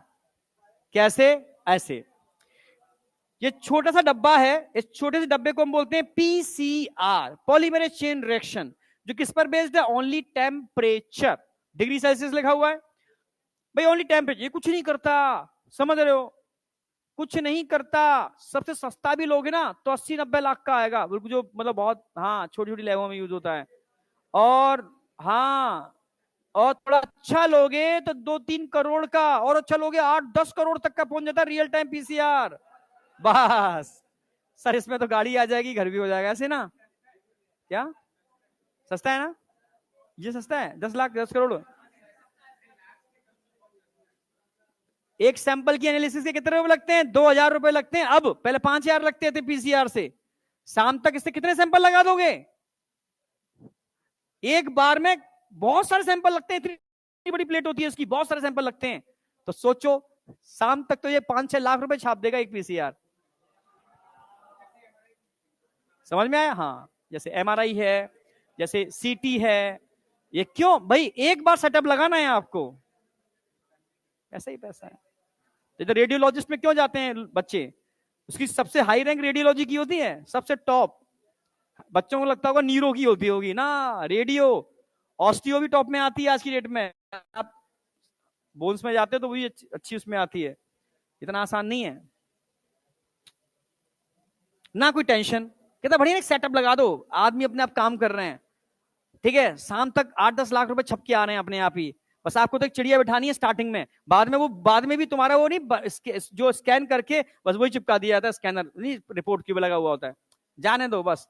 2 लोग एक्सपर्ट हो गए हो, बस आप क्या करो, एंजॉय, दुबई घूम रहे हो, जहां घूम रहे हो, बस घूम रहे हो, समझ रहे हो। पर डे 5-10 लाख रुपए ऐसे छपके आ जा रहे हैं, है ना बढ़िया डॉक्टर। वैसे मेडिकल लाइन में क्या आएगा, 24 घंटे जगना पड़ रहा है, इमरजेंसी आ गई तो, केस खराब हो गया तो बस पूरे गांव के गांव मारने के चले आएंगे। सबसे बढ़िया कौन सी है लाइन, रेडियोलॉजी, इसलिए रैंक किया जा रही है उसकी सबसे ऊपर, है बढ़िया। हाँ अगर आपके पास पैसा है सेटअप लगाओ, वैसे कंपनी आज की डेट में सेटअप लगा के देती है, रीजेंट वगैरह यूज करने होते हैं और किस्तें बन जाती हैं, मतलब चीजें बहुत करती हैं, ठीक ठाक चीजें ठीक है। अगर तुम अच्छे डॉक्टर बन गए तो तुम्हारी एक्सपेक्टेशन भी नहीं होगी इतना पैसा कमा लोगे, पर बनो भाई, मतलब तुम्हारी सोच से परे है। अभी तुम नहीं समझ पा रहे हो, अभी तुम समझ नाम नंबर सुनते हो, ठीक है, पर सिलेक्शन ले लोगे तब वापस आओ। पीछे कौन था, कोई नहीं, इधर आ जाओ। बस सिर्फ एक ही काम है इसका, अब समझ, कंसेप्ट पर आ रहा हूं मैं। कंसेप्ट क्या है भाई, 4 चीजें चाहिए, पहले तो समझ में आ गया, DNA sample, primer, nucleotide, polymerase, इन सब को उठा करके हम कहां डालेंगे, बफर। कहां डालेंगे? बफर। बफर में मिक्स करके बफर को कहां डालेंगे? अपेंड्रॉफ ट्यूब होती है पीसीआर की ट्यूब को अपेंड्रॉफ ट्यूब कहते हैं, उठा के इसमें डाल देंगे। डाल दिया, एक सैंपल तैयार। इस ट्यूब को उठा करके सीधा इस बैल में फिक्स कर दोगे। ऐसी हजारों सैंपल तैयार करके इन बैल में फिक्स कर दोगे। अब कुछ भी नहीं है, अब मैं रेप्लिकेशन पर आ रहा हूं। पहले सबसे पहले आप डीएनए के दोनों सेगमेंट को अलग अलग करोगे। तो अलग करने के लिए यहां कोई एंजाइम तो हेलिकेज तो है नहीं, जो बॉडी के अंदर हेलिकेज होता है, काम करता है। तो यहां पर टेम्परेचर है, तो बस टेम्परेचर बढ़ा दो। अगर आपने यहां टेम्परेचर कर दिया 95 डिग्री सेल्सियस, तो डीएनए का क्या हो जाएगा? डी नेचुरेशन, यानी दोनों सेगमेंट अलग अलग हो जाएंगे, हाइड्रोजन बॉन्ड टूट जाएंगे। कोई डाउट? कुछ नहीं करना, आपको सिर्फ टेम्परेचर चेंज करना है। टेम्परेचर कर दो 50 टू 60 डिग्री सेल्सियस, तो एनेलिंग हो जाएगी। एनेलिंग माने होता है जुड़ना, एनेलिंग माने होता है जुड़ना, मतलब प्राइमर आकर के यहां पर जुड़ जाएंगे। समझना मेरी बात? अब कुछ नहीं करना है, आपको टेम्परेचर फिर चेंज करना है। टेम्परेचर कर दो 72 डिग्री सेल्सियस। जैसे ये टेम्परेचर आएगा, इस टेम्परेचर पर थर्मोस्टेबल डीएनए पॉलीमरेज एक्टिव हो जाता है और डीएनटी पीस को जोड़ना चालू कर देता है और डीएनए के स्ट्रैंड बन जाते हैं दो। सिंपल। तो ये सारा काम क्या रहा? टेम्परेचर का। यानी सबसे पहले टेम्परेचर कितना होगा? 95। फिर कितना होगा? 52। फिर कितना होगा? फिर कितना होगा? वापस 95, वापस 95, वापस 95। यानी ये साइकिल मल्टीपल टाइम चलेगी। यानी पीसीआर सिर्फ इतना काम कर रहा है। पीसीआर क्या काम कर रहा है? पीसीआर सिर्फ टेम्परेचर चेंज कर रहा है, बस। इसलिए थर्मोसाइक्लर बोल रहे हैं, जो थर्मल की टेम्परेचर की एक साइकिल रन कर रहा है। सोचो, इतने चीज, जरा सी चीज है थर्मोसाइक्लर, टेम्परेचर करोड़ों रुपए। क्यों? क्यों इतना महंगा क्यों है भाई? टेम्परेचर तो चेंज कर रहा है। क्योंकि ये हाईली सेंसिटिव है। समझ में आया? इतना सेंसिटिव है कि समझते भी नहीं है। नहीं, गधे होते हैं ना, गधे, जिनको बस मुंह से वो निकालना ही निकालना है, वो कुछ नहीं। मैं क्या समझाना चाह रहा हूं, ये एक हल्का सा मैंने टंग से क्या निकाला? सलाइवा। थूक नहीं बोला मैंने, है ना? अरे कोई नहीं यार, बच्चों से क्या, अपने बच्चे हैं, ठीक है। अब यहां जाओ, ठीक है। अब सुन लो, इतने से सलाइवा के अंदर जो मैंने टिंग मतलब हल्का टच किया है मैंने, क्या इसमें डीएनए हो सकता है? आप ढूंढ नहीं सकते, पीसीआर ढूंढ के दे देगा डीएनए आपका, इतना सेंसिटिव है। समझ में आया? और ढूंढ भी देगा, उसकी मल्टीपल कॉपी भी बना देगा। ये क्वालिटी है, इस बात का पैसा है। आप कितने सेंसिटिव हो।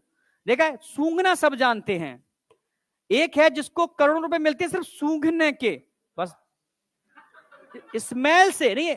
अच्छे शेफ सिर्फ स्मेल से बता देते हैं कि इसमें क्या क्वालिटी है। जो परफ्यूम बनाने वाले होते हैं वो सिर्फ स्मेल से बताते हैं, उसका बहुत बहुत सैलरी होती है भाई। समझ रहे हो? एक हल्की सी स्मेल से बता देंगे क्या मिक्सचर है इसका। नहीं आया? क्योंकि उनकी सेंसरी ऑर्गन हाईली सेंसिटिव है। तो पैसा किसका है? सेंसेशन का। समझ में आ गया? इसीलिए इतना महंगा है। आई या नहीं आई? तो क्या काम कर रहा है? कुछ नहीं कर रहा है, सेंसिटिव है। 95 भूलना मत, 95, 52, 60 एंड 72, फिर 95, 52, 60, 70। अब स्टेप भी ध्यान रखने। 95 पे क्या होगा? डीनेचुरेशन।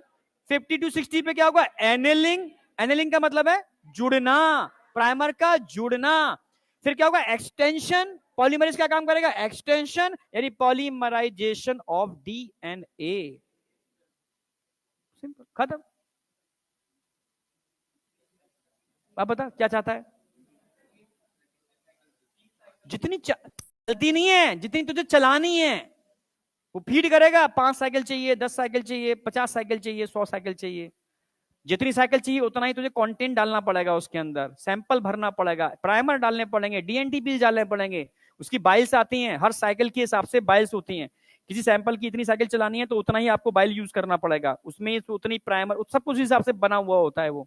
आई या नहीं आई? ठीक है, तो इसका तो काम है चलाता रहेगा साइकिल जितनी चलानी है। बस तुम्हें अपने सैंपल के हिसाब से, अपना जो किट आई है उसके हिसाब से सैंपल को लोड करोगे, किट डालोगे और साइकिल सेट कर दोगे, इतने साइकिल की किट है, उतने साइकिल तक वो रन करेगी। आई या नहीं आई?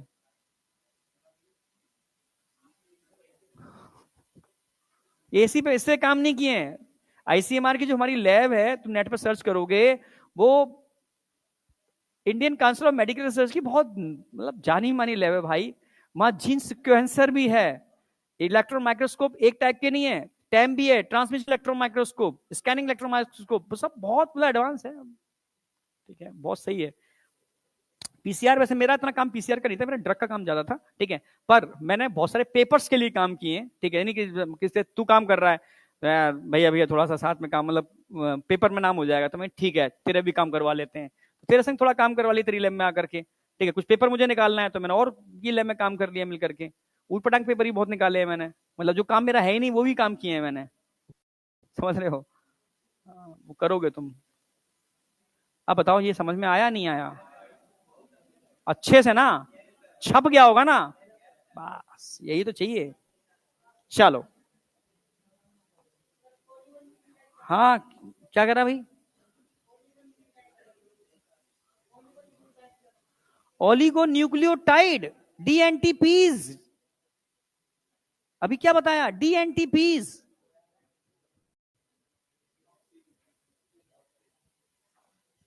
अब ये तो आप सब जानते हो ना भाई, अब जीन की मल्टीपल कॉपी तो बना ली आपने, अब क्या करोगे? उसको प्लाज्मिड से जोड़ोगे, रिकॉम्बिनेंट बनाओगे, रिकॉम्बिनेंट को होस्ट में ट्रांसफर करोगे, ट्रांसफॉर्मेंट बन जाएगा। सेलेक्टेबल मार्कर एम्पिसिलिन टेट्रासाइक्लिन के बेस पर आप सिलेक्शन कर लोगे, रिकॉम्बिनेंट का नॉन ट्रांसफॉर्मेंट का नॉन ट्रांसफॉर्मेंट से, और रिकॉम्बिनेंट का नॉन रिकॉम्बिनेंट से। नहीं आया क्या? यानी आपने जेनेटिकली मॉडिफाइड ऑर्गेनिज्म बना लिया। आई या नहीं आई? ऐसा फील हो रहा है कि मैं कर लूंगा बायोटेक, बस मटेरियल प्रोवाइड करा दो सर, यही बना देंगे डीएनए रिकॉम्बिनेंट सारा का सारा। क्या चीज? तो मशीन खरीदने की जरूरत नहीं पड़ती बेटा, समझ रहे हो? गवर्नमेंट ने इतनी बढ़िया फैसिलिटी बना रखी है, सेंट्रलाइज फैसिलिटी है। आप कहीं भी दुनिया में काम कर रहे हो, आपको अगर कोई काम करना है तो आप उसका उसका अपॉइंटमेंट लेते हैं, ठीक है, क्यू में नंबर लेते हैं, तो कहीं आप जैसे यहाँ के बच्चे नहीं हो तो आपको बहुत नॉमिनल चार्ज देने पड़ते हैं, आपका सैंपल एनालिसिस कर दिया जाता है। समझ गए ना मेरी बात? और आप आईसीएमआर के हो तो आईसीएमआर के सारे इंस्टीट्यूट में आपका सैंपल फ्री में होगा, सारे इंस्टीट्यूट में इंडिया के जितने भी हैं। तो चीजें बहुत अच्छी हो गई है गवर्नमेंट की, चीजें खरीदनी नहीं, ये चीजें खरीदी नहीं जाती हैं कि आज मुझे कि पीसीआर लगाना है तो लाओ पीसीआर खरीद के लाऊं मैं। 8-10 करोड़ का पीसीआर खरीदने जाओगे तो आप कहोगे जिसके पास है कि भाई मेरा 1-2 सैंपल है रन कर दे, वो रन कर देगा। क्या बेटा? क्रेडिट क्यों नहीं मिलेगा? क्रेडिट क्या कह रहा है? अरे वो तो सिर्फ वो तो काम है उसका, रूटीन में सैंपल एनालिसिस करके देना, तो रिसर्च तो तुम्हारी हुई ना। वो शाम तक 50 सैंपल लगाता होगा। जैसे स्टार्टिंग में मेरे पास टाइम नहीं था ट्रांसमिशन इलेक्ट्रॉन माइक्रोस्कोपी, तो मैं स्टार्टिंग में वाडिया में मैं जानता भी नहीं था, तो पहले मेरी संबंध कैसे बने? मैं पैसे देकर के सैंपल एनालिसिस कराने जाता था, 2,000 रुपए सैंपल के देता था। धीरे धीरे इंटरेक्शन हुआ, चीजें भाई इंटरेक्शन हो गया, फिर अरे तो अपना ही बच्चा है, फ्री कर देते हैं, ठीक है। फिर मैंने टाइम सीख भी लिया पूरा, उनकी एब्सेंस में टाइम हैंडल भी करता था मैं। बड़ा पापड़ बेलने पड़ते हैं रिसर्च में, समझ रहे हो? हाँ, पैसा होता नहीं है, पैसा कहां से आएंगे? फेलोशिप तो थोड़ी सी मिलती है ना, 24,000 रुपए मिलते थे उस समय, और उससे खर्चे भी चलाने हैं, सैंपल भी करने हैं, पढ़ाई भी करनी है, इतना आसान नहीं है। तो फिर उनका हमने क्या किया, सैंपल करने चालू कर दिए। जब सैंपल करने चालू कर दिए तो उनका काम क्या होगा, कम हो गया, नहीं आया गया, तो उन्होंने भाई मेरे सैंपल फ्री कर दिए सारे के सारे। आई, ऐसे ही होता है। जुगाड़, जुगाड़ तो अलग चीज है, इसमें मतलब बस यही बच्चे हैं, जानते हैं, नॉलेज है, तो आप उसको मतलब किसी को आप सर्विस दे रहे हो तो उसके बदले में कुछ ना कुछ तो देगा ना वो आपको, सैंपल फ्री कर दिए, बस यही होता है। जैसे मेरी लैब में भी जो मेरे पास जो फैसिलिटी थी, जैसे तुम कहीं काम कर रहे हो और तुम्हें कुछ काम करवाना है तो ठीक है, मैं क्या तुम्हारी लैब में क्या काम होता है यार, हम कल्चर हम ग्रो करते हैं, या 5 कल्चर तू ले आ, तेरा सैंपल मैं फ्री में एनालिसिस कर दूंगा। 5 कल्चर वो अपनी लैब से ले आया जो मेरे काम आएंगे, उसके सैंपल एनालिसिस मैंने फ्री में कर दी, मेरे पास पार्टिकल साइज जा रहा है, मेरे पास HPCLC high performance liquid chromatography नहीं आया क्या? तो ऐसे ही होते हैं बच्चे, ऐसे ही करते हैं कि तेरे पास पेंसिल है, रबड़ है, तो कटर मेरे पास है, तू एक पेंसिल मुझे दे दे, कटर तुझे दे दूंगा मैं। नहीं आया क्या? बड़े आगे रिलैक्स में हो। अब आ जाओ लास्ट। अब आपने जीएम ऑर्गेनिज्म बना लिया, जेनेटिकली मॉडिफाइड ऑर्गेनिज्म बना लिया। क्यों बनाया? सर मुझे प्रोडक्ट बनाना है। प्रोडक्ट क्या है? सर मुझे इंसुलिन बनाना है बहुत बड़े पैमाने पर। सर मुझे एंटीबायोटिक बनानी है, like ampicillin, tetracycline, like penicillin. नहीं आया क्या? तो भाई कहां बनेगी? सर रिकॉम्बिनेंट ऑर्गेनिज्म के थ्रू बनेगी। तो कैसे बनाओगे बेटा? क्योंकि आपको एक रिकॉम्बिनेंट बनाने में लाखों रुपए लग गए होंगे इसको बनाने में, तो आपको एहतियात रखनी है, समझदारी से काम करना है, कहीं प्रोडक्ट में गड़बड़ी ना हो जाए। तो आप क्या काम करोगे? फर्मेंटर लोगे। फर्मेंटर होते हैं जिसमें किसी भी चीज का फर्मेंटेशन करते हैं, पर माइक्रो ऑर्गेनिज्म ग्रो कराने के लिए आप क्या करोगे? बायो फर्मेंटर यूज करोगे। ये एनसीईआरटी ने डेटा दिया है, एनसीईआरटी के हिसाब से पढ़ लो, पर रियल में ये बहुत बड़े बड़े फर्मेंटर होते हैं, कई कई लाख लीटर के भी होते हैं बड़ी बड़ी इंडस्ट्री के अंदर। वो अभी आपको नहीं बताया इन्होंने, आप जाओगे समझोगे, फ्यूचर की बात है। तो इनका जो वॉल्यूम होता है, लार्ज वॉल्यूम को ये 100 और 1000 लीटर बोल रहे हैं, पर तुम्हारे लिए ठीक है, पर रियल में इससे भी बहुत बड़े बड़े होते हैं। बायो फर्मेंटर का मतलब समझते हो? भाई फर्मेंटर क्या है? भाई मैं एक बीकर के अंदर भी न्यूट्रिएंट डाल करके बैक्टीरिया को ग्रो करा सकता हूं ना, पर इतने महंगे फर्मेंटर क्यों यूज कर रहा हूं? जैसे तुम्हारे घर में गाय भैंस है, ठीक है, तुम उसके दूध को बेचते हो, लोग बेचते हैं, ठीक है, वो 10 लीटर दूध देती है, पर ठंडी पड़ी तो दूध कम नहीं हो जाएगा उसका? कभी गांव में अगर बिलोंग करते हो, ज्यादा ठंड ज्यादा करी तो वो अनकंफर्ट हो जाएगी, तो दूध उतना नहीं देगी, सिंपल सी बात है। तो मवेशियों को टैकल करने के लिए किसान क्या करते हैं, फार्मर्स, कि उनको प्रॉपर बोरियों तो मोटे मोटे बोरे के कपड़े बना देते हैं, डाल देते हैं ऊपर, भाई ठंड नहीं लगनी चाहिए, सुबह दूध कम हो जाएगा। प्रोडक्ट डाइट तो उतनी है ना, डाइट थोड़ी ना कम हो जाएगी, डाइट उतनी है और प्रोडक्टिविटी कम होगी तो लॉस हो जाएगा ना। फिर क्या करेंगे, जगह जगह उसके आगे आसपास अलाव समझते हो, कंडे के अलाव जलाए जाते हैं। अलाव जानते हो क्या? तू किस किस दुनिया से है? क्या कहते हैं? बोरसी बोल लो, हम अलाव बोल लेते हैं, या देसी भाषा में आग के छोटे छोटे वो बना देते हैं, इसमें हाथ तापते हैं ना। क्या मस्त लाइफ होती थी यार, कभी जी ऐसी लाइफ? ठंडी के अंदर वो भूसा लाके इकट्ठे बैठ गए रात भर आप, गजब। यही होता है ना। मजेदार। चलो, हाँ, बोरों में से आलू निकाल रहे, लास्ट में आलू डाल दिए जाते हैं, आलू भुज जाते हैं, शकरकंदी भुज जाती हैं, तो फिर चटनी लगा करके, आहा। चलो वापस आओ, भूल गया ही। डिंपल नहीं है, शांत बैठा है वो, अब अच्छा हो गया है वो, ठीक है। सिंपल सी बात है, आपको क्या करना होगा, उस कैटल को पूरी ऑप्टिमम कंडीशंस देनी होगी, ठीक है। ऑप्टिमम कंडीशंस का मतलब है उसको प्रॉपर न्यूट्रिएंट देना पड़ेगा, प्रॉपर प्रोटेक्शन, हीट अगर बढ़ रही है तो कूल करना होगा, समझ रहे हो, प्रॉपर स्टैंडर्डाइजेशन मेंटेन करना होगा। जैसे बीकर के अंदर अगर माइक्रो ऑर्गेनिज्म को ग्रो कर रहा हूं, तो जैसे ग्रोथ बढ़ेगी उसकी हीट बढ़ेगी, हीट बढ़ने के साथ उसकी ग्रोथ सप्रेस हो जाएगी, ग्रोथ बढ़ेगी तो पीएच कम होगी, तो पीएच कम होने का मतलब एसिडिक मीडियम ग्रोथ उसकी कम हो जाएगी, ग्रोथ बढ़ेगी तो झाग भी बढ़ेगा, और फोमिंग एजेंट उसके एरिएशन को रोकते हैं तो उसकी ग्रोथ कम हो जाएगी। पर आप नहीं चाहते उसकी ग्रोथ कम हो, तो आपको क्या करना पड़ेगा, उस फर्मेंटर के अंदर पूरी ऑप्टिमम कंडीशन प्रोवाइड कराने पड़ेंगी, वो सारी फैसिलिटी देने पड़ेंगी जिसकी वजह से उसकी ऑप्टिमम ग्रोथ हो, बेहतरीन ग्रोथ करे, सारे न्यूट्रिएंट को प्रॉपर यूटिलाइज करे, तभी तो आपका प्रोडक्ट अच्छा बनेगा। तो क्या करोगे, टेम्परेचर रेगुलेटर लगाओगे, ठीक है, उसमें पीएच को मेंटेन करने के लिए कंटिन्यू पीएच बफर डालते रहोगे उसके अंदर, झाग आ रहे हैं तो उसको हटाने के लिए, ठीक है, जो फोम ब्रेकर होते हैं वो कंटिन्यू लगाओगे, प्रॉपर एरिएशन उसके अंदर, ऑक्सीजन प्रॉपर उसमें होमोजेनाइज होती रहे, तो उसमें एरिएटर लगाओगे आप प्रॉपर तरीके से, यानी सारी ऑप्टिमम कंडीशंस प्रोवाइड कराओगे जिसमें वो ऑर्गेनिज्म बेहतर तरीके से ग्रो कर पाए, उसको बोलते हैं बायो फर्मेंटर। क्लियर है बिल्कुल? एक लाइन में कहा जाए, इन सब कंडीशंस को ऑप्टिमाइज कर दोगे उस फर्मेंटर के अंदर। तो आपकी सिलेबस में 2 टाइप के फर्मेंटर हैं, ठीक है, टाइप तो एक ही है, उसके 2 वेरिएशन दिखा रखे हैं। एक को बोलते हैं सिंपल स्ट्राइड टैंक बायोरिएक्टर, एक को बोलते हैं स्पर्ज, जो स्पर्जिंग करता है, sparge stirred tank bioreactor. Simple bioreactor, simple stirred tank bioreactor में क्या होता है समझो, ये पूरा बायोरिएक्टर है जिसमें एक बार में आपने न्यूट्रिएंट भर दिए। क्या भर दिए? Nutrient, like broth. उसमें क्या डालते हो? इनोक्युलम। जैसे दही में, दही, दूध में दही डालते हो, दूध में चम्मच दही क्या है? इनोक्युलम है। तो आप क्या कर दोगे? इसके अंदर इनोक्युलम डाल दोगे, यानी अपना रिकॉम्बिनेंट डीएनए टेक्नोलॉजी से बना हुआ बैक्टीरिया डाल दोगे, समझना। तो धीरे धीरे बैक्टीरिया क्या काम करेगा? ग्रो करना चालू करेगा। तो पहले कर कैसा आएगा? लैग फेज आएगी। धीरे से क्या होगा? वो बढ़ना चालू करेगा, एक्सपोनेंशियल फेज आएगी। और फिर जब न्यूट्रिएंट खत्म होने वाला होगा तो स्टेशनरी फेज आएगी। और अगर आपने इसको बंद नहीं किया तो डिक्लाइन फेज होना चालू हो जाएगी, मतलब उसकी डेथ होना चालू हो जाएगी। क्लियर है? बिल्कुल समझना मेरी बात। तो यहां पर कंटिन्यू ऊपर से क्या डाल रहे हो आप? एसिड बेस, जिससे कि पीएच इसकी मेंटेन रहे। पर डालते समय कहीं कंटामिनेशन ना हो जाए, तो आपको यहां पर क्या, स्टीम इसके अंदर हमेशा भरनी होगी। कंटिन्यू स्टीम उसको स्लाइस कंडीशन में मेंटेन करेगा। मोटर कंटिन्यू उसको रोटेट कर रही है, तो फोम ब्रेकर अपना काम कर रहे हैं। ठीक है, ब्लेड लगे हुए हैं इंपेलर के अंदर जो कम कम प्रॉपर तरीके से एरिएशन कर रहे हैं। कल्चर ब्रॉथ पड़ा हुआ है जिसके अंदर न्यूट्रिशन है। प्रॉपर एरिएशन के लिए यहां पर आप एयर सप्लाई कर रहे हो, तो एयर कंटिन्यू क्या कर रही है? इसका एरिएशन कर रही है। तुम समझ पा रहे हो मेरी बात?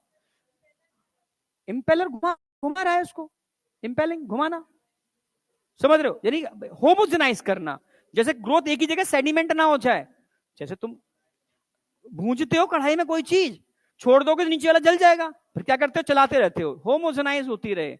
नहीं आया क्या?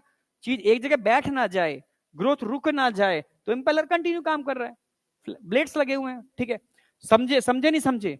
तो ये है सिंपल स्ट्राई टैंक बायोरिएक्टर।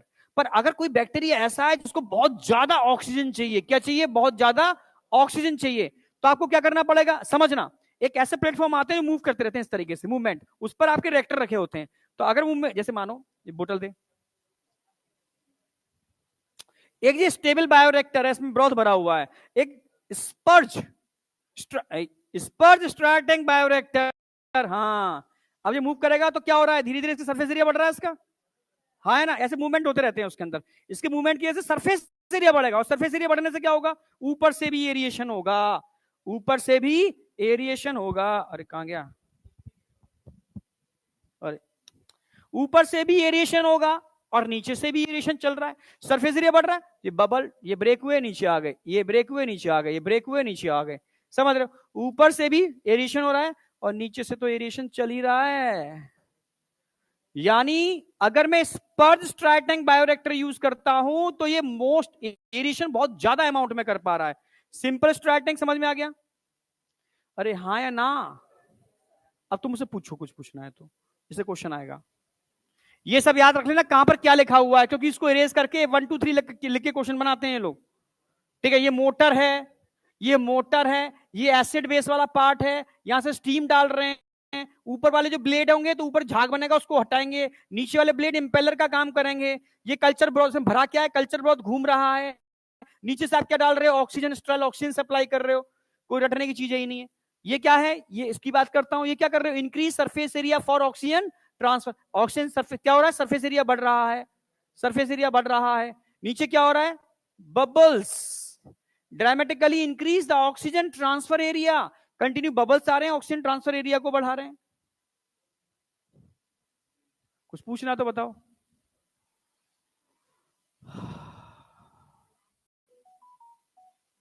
सिंपल का मतलब वो स्टेबल है, स्पर्ज का मतलब है उसमें स्पर्जिंग भी हो रही है, मूवमेंट चल रहे हैं।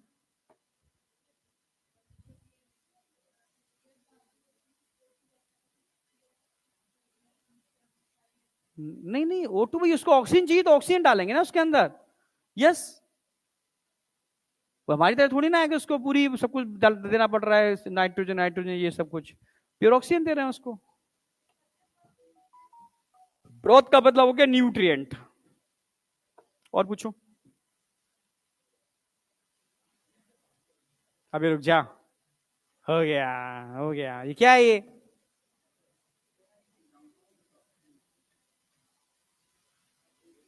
अरे आई है नहीं आई? अब एक चीज मैंने इसमें ऐड की है, क्योंकि पुराने क्वेश्चन जैसे कुछ बच्चे हैं जो एम्स एम्स के क्वेश्चन लगा लेंगे, पता नहीं। ठीक है, ठीक है, हाँ, पर वो कंसेप्चुअल है थोड़ा सा, क्योंकि इससे रिलेटेड है।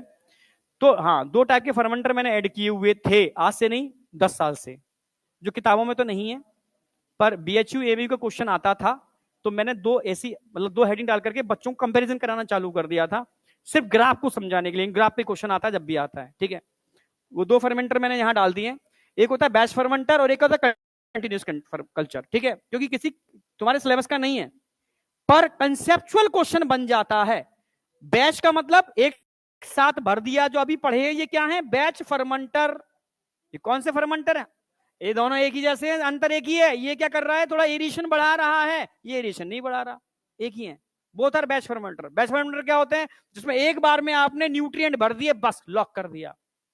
जैसे मान लो तेरी कंपनी है, तू सिर्फ पेनिसिलिन पर काम करती है, मान उसकी कंपनी है, मान ले तेरी कंपनी है, ये मल्टीपल प्रोडक्ट पे काम करती है, इसको आज पेनिसिलिन बनाने का ऑर्डर मिला तो आज पेनिसिलिन बनाएगी, कल टेट्रासाइक्लिन बनाने का ऑर्डर मिला तो टेट्रासाइक्लिन बनाएगी। तो ये बैच फर्मेंटर यूज करेगी, तू कॉन्टिन्यूस फर्मेंटर यूज करेगी, तू एक ही प्रोडक्ट पे काम करती है। कैसे सर, अब समझाता हूं, इसी पे आ रहा हूं मैं। बैच फर्मेंटर की बात करूं तो बैच फर्मेंटर तुम्हें जो भी मैं बना के दिखाया ना, ये बैच फर्मेंटर है।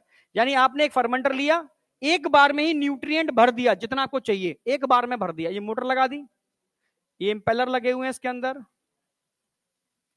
ठीक है, ये फोम ब्रेकर लगा हुआ है, ठीक है, ये सब इंपेलर लगे हुए हैं, सेम एक ही जैसी चीजें, ठीक है। यहां से एसिड बेस डाल रहे हो, यहां से स्टीम सप्लाई कर रहे हो, यहां से एरिएशन डाल रहे हो उसके अंदर, समझना मेरी बात। ये एक बार में ही आपने क्या कर दिया, इसको पैक कर दिया। इसको क्लोज सिस्टम भी कहते हैं, बैच फर्मेंटर को आप क्लोज सिस्टम कह सकते हो।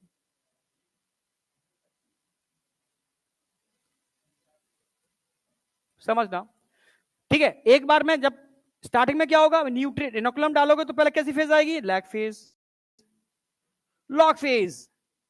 जब सारा न्यूट्रिएंट खत्म हो जाएगा तो धीरे धीरे स्टेशनरी पर आएगा, और धीरे से अगर आपने बंद नहीं किया, स्विच ऑफ नहीं किया, तो आपके नुकसान हो जाएगा, आपका डिक्लाइन चला जाएगा।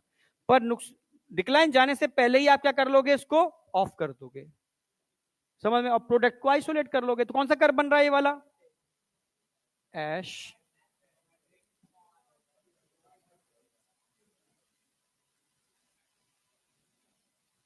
समझ में आ गया, lag phase, log phase, stationary phase. अच्छा, जैसे आप एक ही प्रोडक्ट पर काम करते हो तो आप बैच फर्मेंटर यूज नहीं करोगे, आप कॉन्टिन्यूस कल्चर यूज करोगे, जिसमें आप कंटिन्यू ऊपर से क्या कर रहे हो, न्यूट्रिएंट सप्लाई कंटिन्यू कर रहे हो, कंटिन्यू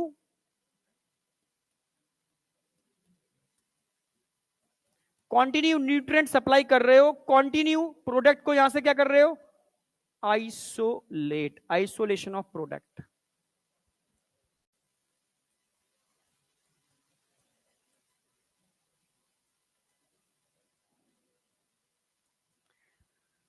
अगर मैं कहूं बेटा अब कर्व कैसा बनेगा जरा बताओ, ऑलवेज जे शेप, ऑलवेज जे शेप, क्योंकि न्यूट्रिएंट कंटिन्यू दे रहे हो आप, तो जे शेप मेंटेन रहेगा। क्या बेटा, क्यों आएगा स्टेशनरी, तू बता। तब आएगा जब न्यूट्रिएंट खत्म होगा, अब न्यूट्रिएंट खत्म ही नहीं होने दे रहे, ठीक है। ये कंटिन्यू एक ही प्रोडक्ट बनाती है, ये हमें सब सप्लाई लेती रहती है, देती रहती है, बेचती रहती है, आ रही है, कंटिन्यू चलती है, जे शेप मेंटेन रहेगा। जब न्यूट्रिएंट आप कंटिन्यू दे रहे हो तो जे शेप मेंटेन रहेगा। कोई डाउट, कोई डाउट, तू मेहनत करती रही हो, निकाल लेगी, कोई डिमोटिवेट करे होइयो मत, मेहनती इंसान चाहिए, ज्यादा दिमाग लगाए ना लगाए फर्क नहीं पड़ता, मेहनती इंसान है तो कर लेगा कुछ भी वो। कोई भी चीज है, तुम अपनी एनर्जी को एक जगह लगा लो, तुम दुनिया में गधे हो बिल्कुल, और तुमने एनर्जी एक जगह लगा ली ना, बस वहीं वहीं वहीं वहीं तुम निकाल दोगे, वो कोई भी एग्जाम हो। मैं सच कह रहा हूं, इस वाली बात को मान लेना। कोई कितना भी बेवकूफ लड़का है, कितना भी गधा है, अगर उसने सारी एनर्जी दुनिया जगह से हटा करके सिर्फ एक जगह लगा दी, कर लेगा वो, ये गारंटी है। ये सुन ही नहीं रहे हैं, वो पड़ोसी तेरा, हाँ। अब बताओ भाई, समझ में आई या नहीं आई ये। तो अब प्रोडक्ट को आप निकालते जा रहे हो, तो अब लास्ट स्टेप बताऊंगा, डाउन स्ट्रीम प्रोसेसिंग क्या है। कंफ्यूज मत होना, सिर्फ एक ही काम होता है, सेपरेशन एंड प्यूरिफिकेशन, और कुछ भी इसमें ऐड नहीं होगा। डायरेक्ट क्वेश्चन आता है, बहुत क्वेश्चन आता है, सेपरेशन एंड प्यूरिफिकेशन, और कुछ भी नहीं। आप प्रोडक्ट को सेपरेट कर रहे हो, प्यूरिफाई कर रहे हो, यही है डाउन स्ट्रीम प्रोसेसिंग। ये बहुत बड़ी अपने में यूनिट होती है, बहुत बड़ी यूनिट है अपने के अंदर। यस। अब बताओ कोई डाउट? नया चैप्टर स्टार्ट कराऊं? कल ही कराऊंगा, क्योंकि स्लाइड भाई, चैप्टर का नाम भी तो आना चाहिए, कि कोई वैसा बच्चा होगा समझ ही नहीं पाएगा कि एक चैप्टर दूसरा चैप्टर मर्ज हो गया। पर ओवरव्यू पूछ लो मुझसे, कुछ भी तुम्हें समझना है, कुछ डिस्कशन करना है, 5 मिनट बाद निकलूंगा तब मत रोकना, मैं सीधा डॉक्टर के पास जाऊंगा। इसलिए कुछ पूछना है तो पूछो। कोई नहीं, अब ले रोज इसमें क्या है, ले तो आया करो। मैंने इसकी बायोटेक की वो बनवा ली है, बीएमएस प्राइम। एक बन गई है, एक चैप्टर की इसकी एप्लीकेशन की। उसने पहले दोनों भेजे थे, एप्लीकेशन की पहले बना दी है, प्रोसेस की उसने अब बना रहा है। तो मैंने ठीक है, एप्लीकेशन की आ गई है, अच्छी है। फिर से बोल। एजी एजिटेटेड। एजिटेशन का मिक्सिंग का मतलब होता है एजिटेशन।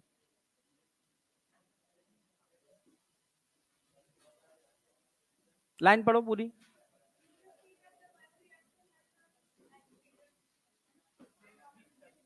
एजिटेशन का मतलब मिक्सिंग होती है।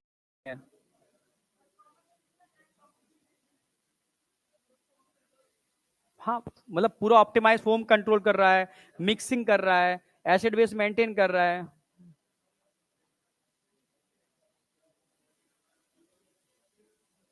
तो कल चालू करते हैं नया चैप्टर। स्लाइड लगा के लाया हूं वैसे मैंने कहा क्या? अरे वो 2 दिन में हो जाएगा यार। लूंगा भाई, थोड़ा छोड़ूंगा उसका पार्ट, क्वेश्चन कराऊंगा सैटरडे को।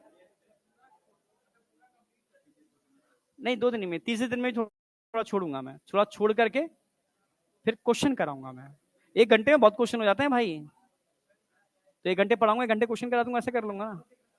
हाँ, दोनों के मिक्स कराऊंगा भाई। हाँ, अब जितने स्लाइड बना के दे देंगे ये लोग मुझे, क्वेश्चन तो मैंने भेज दिए हैं।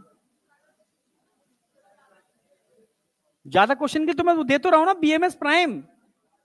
सब, अरे कोई भंडार थोड़ी ना है मेरे पास भी।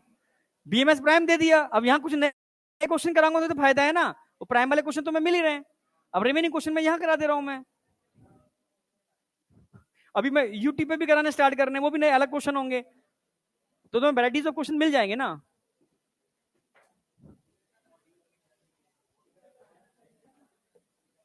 पर सारे क्वेश्चन एनसीईआरटी बेस्ड होंगे, ध्यान रखना, जो तुम्हें बीएमएस प्राइम में दे रहा हूं मैं। बिल्कुल। ह्यूमन हेल्थ के भी लगभग एनसीईआरटी लाइन बाइज लाइन ही थे। हाँ, ह्यूमन हेल्थ के भी थे। इसके बाद इवोल्यूशन का नंबर आ रहा है ना। क्या? ढंग से बोला कर।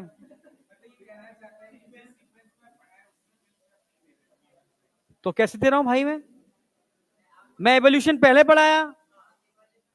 मैं तो बाद में पढ़ाया एवोल्यूशन।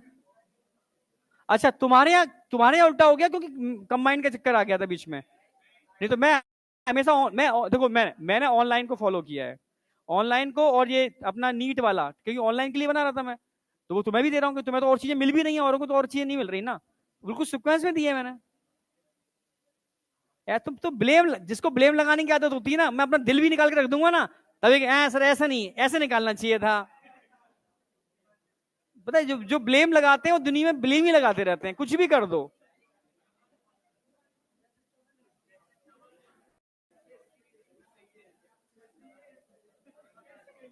क्या ये?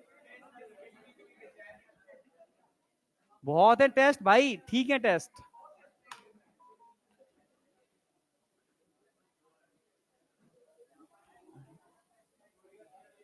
चलो।